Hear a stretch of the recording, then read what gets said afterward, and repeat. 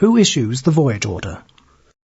The voyage order is normally received from the owner or charterer prior to arriving at the loading port in order to ensure sufficient quantity of bunker oil for the laden voyage.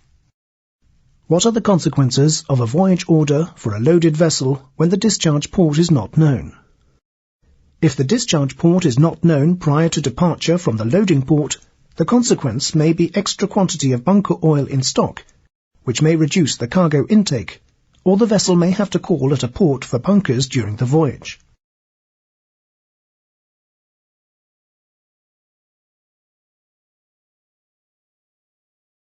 What must the navigating officers of a loaded tanker be particularly aware of, and what basic navigational procedures and restrictions must they follow?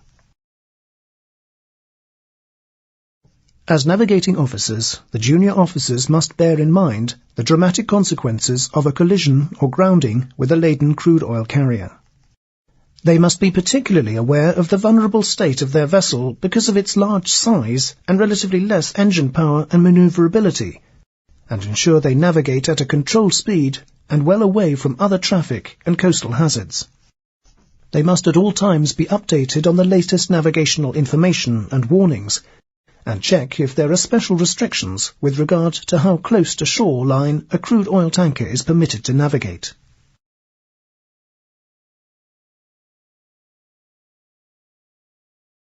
What are the vessel maintenance routines that are suitable for the loaded voyage?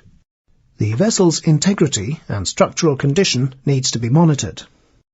A system for regular checks of the atmosphere in empty spaces like cofferdams and ballast tanks, as well as checking for water ingress or leakages of any kind, shall be in place, and the result is to be recorded in the deck logbook. The laden voyage is also the time for internal inspection of ballast tanks, and will require full attention with regard to safety in connection with entering enclosed spaces. Ballast tanks are required to be internally inspected annually, and a tank inspection record should be implemented in the vessel's PMS.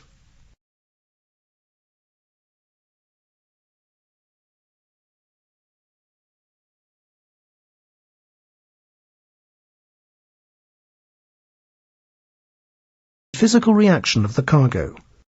What is the hazard connected with not maintaining the temperature with certain grades of crude oil? Some waxy grades of crude oil may require heating during the laden voyage. This is a demanding task, where the pumpman will be heavily involved in frequent temperature measurements and adjusting the heating. Some charterers require regular information on the cargo temperature and water cut content during the laden voyage.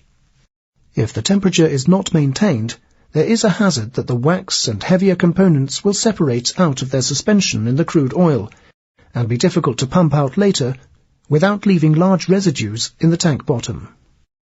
What are the daily routines for control of all normal grades of crude oil cargo in a laden tanker?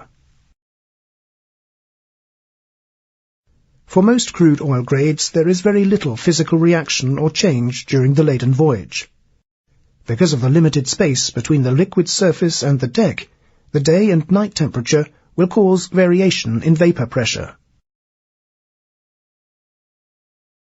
This variation will be larger if the liquid surface is low, as in partly filled tanks, and the vapor space is bigger. VOC venting may be required by midday, and a low tank pressure with the risk of air ingress may occur at night, requiring a topping up with inert gas. The pressure is monitored by the duty officer on the bridge. Any venting of VOCs or topping up with inert gas must comply with the VOC management plan for the vessel, and records should be maintained.